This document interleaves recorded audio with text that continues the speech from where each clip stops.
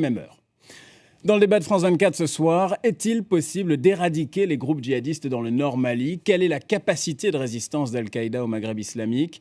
L'armée tchadienne a annoncé coup sur coup la mort de 2 des principaux djihadistes opérant dans la région, Mokhtar Belmokhtar, l'auteur de la prise d'otage d'In Amenas en janvier dernier, et Abu Zaid, l'un des idéologues d'AQMI dans le Sahel, responsable de plusieurs enlèvements. Que sait-on à l'heure actuelle? Quel impact pourrait avoir leur disparition si elle est confirmée? On doit prendre ces informations avec des pincettes à l'heure qu'il est. On en parle avec mes invités ce soir. Pierre Boilet, chercheur sur le Nord Mali, directeur du Centre d'études sur le monde africain. Merci de nous avoir rejoints sur le plateau de France 24. Alain Rodier est également avec nous, directeur de recherche au Centre français de recherche sur le renseignement, le CF2R.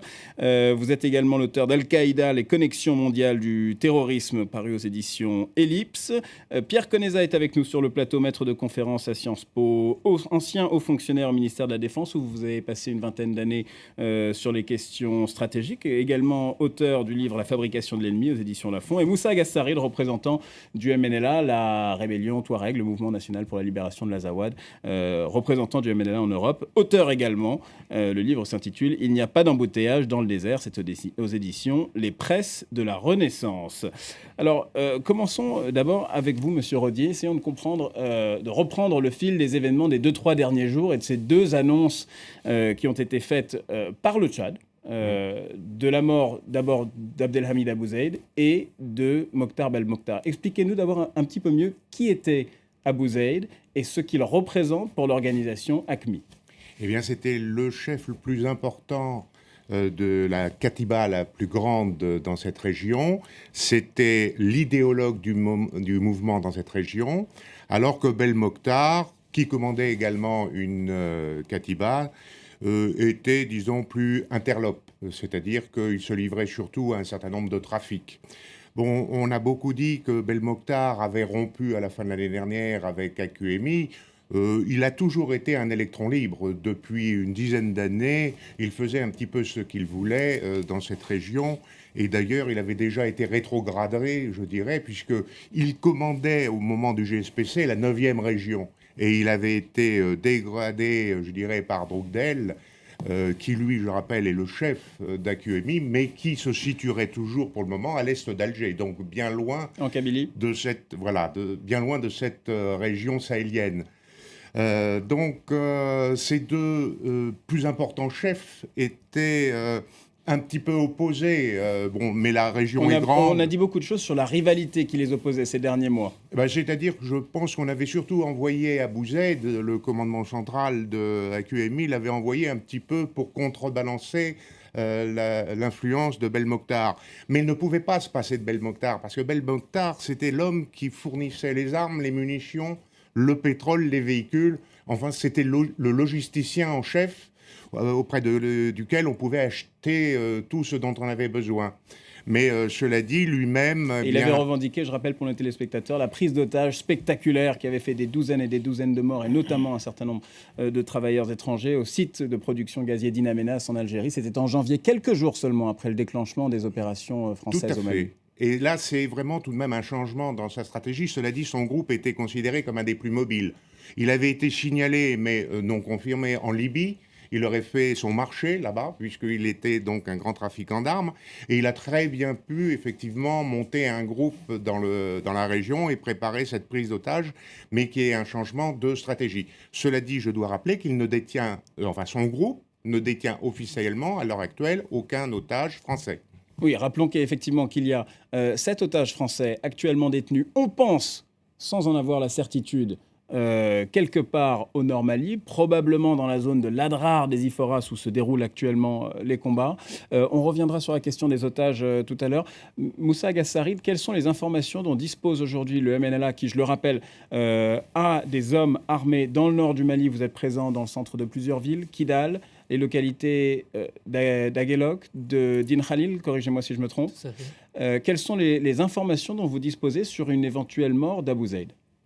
Alors, l'information circule vraiment à Kidal. Il y a des hommes du MNLA qui sont avec les Français et les Tchadiens dans ces localités, c'est-à-dire dans les massifs de Terrarar. Et nous n'avons pas de preuves, mais il y a des prisonniers donc des djihadistes qui ont été pris et qui disent qu'il y a de fortes chances que Abu Zaïd soit victime, enfin, en tout cas périsse dans les combats qu'il y a eu autour du 20 à 25 du mois dernier. Donc c'est une information qui circule et je voudrais juste vous dire que nous sommes à Kidal, à Tessalit, à Aguelhok et à Khalid, puis à Tianzawatan. Il y a des combats qui se poursuivent. Maintenant, par rapport à Mortar Belmokhtar. Donc juste sur Abu Zaïd pour confirmer, à l'heure actuelle, le MNLA n'a pas la confirmation de la mort d'Abu Zaïd. Hein. Vous n'avez pas plus d'informations que celles dont nous disposons. Nous ne confirmons pas et nous n'infirmons pas non plus. C'est une probabilité très très forte de plus en plus, ce qui n'est pas le cas en fait pour Mortar Belmokhtar. Parce que en fait, on se demande si cette information par rapport à Mortar Belmokhtar était vraiment crédible, parce que selon les informations sur le terrain, il ne serait pas sur cette région pendant cette période, parce que nous avons les renseignements au sol, c'est-à-dire par rapport aux populations, qui nous fournissent des informations très précieuses que les Français et les Tchadiens utilisent de manière très très importante. Pour vous, Belmokhtar est dans quelle région actuellement, s'il est toujours en vie? On ne sait pas exactement, mais vous savez, on fait le travail depuis plus d'1 an maintenant par rapport à ces narcoterroristes. Alors, je précise pour nos téléspectateurs qu'un membre d'AQMI qui contribue régulièrement à des forums djihadistes sur Internet a précisé à l'agence Sahara Media, qui a souvent eu des informations exclusives, à vrai dire, sur les agissements d'AQMI, donne des informations qui vont dans votre sens, c'est-à-dire selon lesquels Abu Zaïd aurait effectivement été tué, non pas d'ailleurs dans des combats contre l'armée tchadienne, mais par un bombardement de l'aviation française. Et cette même source indique à Sahara Media que Mortar Belmokhtar n'aurait pas été tué et qu'il serait dans la région de Gao, où il mènerait des combats contre les armées françaises et maliennes. Pierre Boilet, vous qui suivez ça, j'ai envie de dire minute par minute, est-ce que ces informations sont conformes à ce que vous savez également? J'ai les mêmes informations que vous. On a dit qu'effectivement, Mortar Belmokhtar serait en train de coordonner les opérations du côté de Gao, justement, peut-être autour de l'île de Hadji. Donc, on ne sait pas très bien, effectivement, mais bon, ça confirme ce que j'ai pu voir par ailleurs. Oui. Pierre Conessa, que représente la perte? On va parler d'Abu Zaïd, dont la France a dit qu'il était probable, effectivement, qu'il était mort. Que représente la perte d'Abdelhamid Abu Zaïd pour l'organisation AQMI?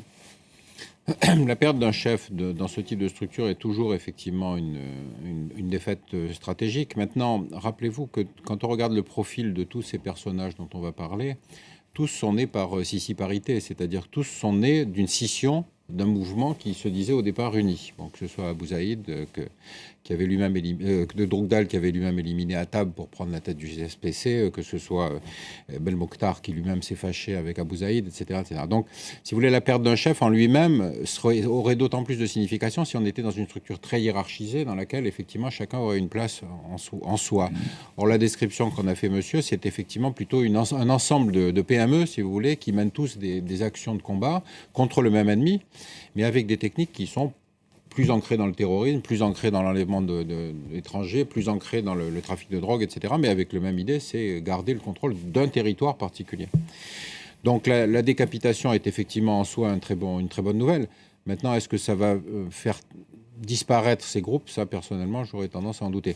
Maintenant, ce qui me paraît très important, par contre, dans les informations qu'on a eues, c'est l'importance de l'intervention des Tchadiens sur le sujet, qui ont quand même fourni 2000 hommes, qui sont des Agawas, qui sont donc des gens qui connaissent bien la région et qui ont, semble-t-il, apporté un effort militaire significatif. Les 2000 hommes ne sont pas tous dans le Nord Mali où se déroulent actuellement les combats, dans la Drare des Iforas. On parle de 800 Tchadiens environ dans ce massif où les combats ont lieu actuellement. Oui, mais il reste que, si vous voulez, l'effort du Tchad en soi est l'effort le plus important de l'ensemble des pays africains. Et rappelez-vous qu'au départ, on comptait plutôt sur la CEDEAO. Donc là, il y a quand même un événement qui est important aussi militairement, qu'il ne faut pas oublier. Et on a quand même 25 soldats ou 26 soldats tchadiens qui ont été tués dans l'accrochage. Oui, on pourrait prendre cette image. Il y a deux images là sur Al-Qaïda et tous ces groupes. C'est l'image de l'hydre ou l'image d'Internet. On coupe des têtes, elles repoussent. Oui. Et Internet, ça a été construit pour ça. C'est-à-dire qu'un pan s'effondre, mais ça passe par d'autres endroits. Bon, donc on est exactement dans ce genre de choses. Mais justement, c'est la question que je voulais vous poser. Il y a cette idée qui finalement n'est pas démontrée, mais il y a cette petite musique qui se fait entendre, comme quoi finalement il est très difficile de vaincre AQMI parce que c'est plus qu'un homme ou une poignée de dirigeants ou la somme de ces dirigeants, c'est une idée, une conviction, une envie de se battre et que donc on ne peut pas tout simplement mettre fin aux agissements d'AQMI en tuant une douzaine de cadres. Mais est-ce que c'est vrai ou pas? Moi, je le pense très franchement, oui. Je pense qu'on mettra fin aux agissements d'AQMI quand on mettra fin aussi aux disparités internationales, aux injustices du Sud et du Nord, etc., etc. Bon, donc là, il y a des gens qui se radicalisent, effectivement, parce qu'ils ont, disons, un combat à mener qui va au-delà, à mon avis, de la religion, qui est un combat aussi pour la justice. Est-ce que vous êtes en train de nous dire qu'il n'est pas possible militairement de vaincre AQMI, d'éradiquer AQMI? Personnellement, ça me paraît difficile. Écoutez, on a vu des tas d'opérations. La plus spectaculaire qui a fait un beau film, c'est celle de la mort de Ben Laden. Ben Laden mort, on a vu que AQMI continue à prospérer et aucun problème pour ça. Pierre Audier, vous partagez ce point de vue? Tout à fait, et on a tendance à oublier que la guerre est mondiale à l'heure actuelle, parce qu'on a tendance à ne pas regarder ce qui se passe en Irak. Or, il y a tous les jours des morts dans les attentats. On a tendance à ne pas regarder ce qui se passe au Yémen, pays totalement déstabilisé, où Al-Qaïda, dans la péninsule arabique, est bien présent. On a tendance à oublier la Somalie. Bon, là, les Chebabs seraient plus un petit peu en difficulté. Donc, tout de même, des bouts de l'organisation sont présents un petit peu partout.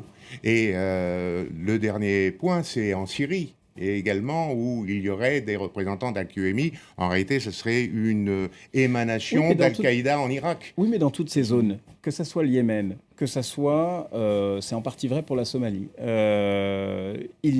c'était le cas jusqu'à récemment au Nord-Mali, il n'y a pas d'armée forte pour combattre AQMI. D'où la question. Aujourd'hui, il y a une armée, plusieurs armées qui ont la volonté, les moyens, la capacité d'éradiquer AQMI. Et la démonstration n'a pas été faite, c'est ça ma question, qu'on ne peut pas se débarrasser d'AQMI par la force. L'organisation qui existe à l'heure actuelle au Mali, on peut éventuellement la désorganiser, mais ils vont se replier et ils reviendront ensuite.